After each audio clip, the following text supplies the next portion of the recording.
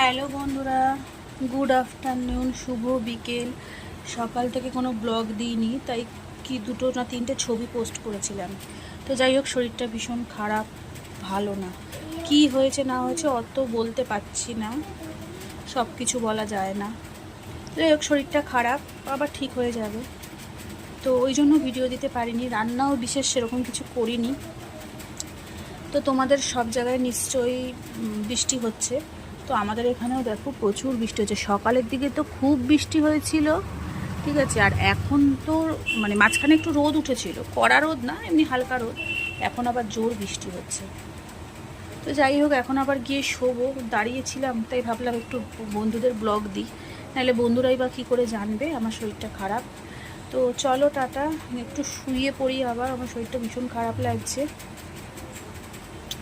তার সাথে মনটাও খারাপ লাগছে জানো।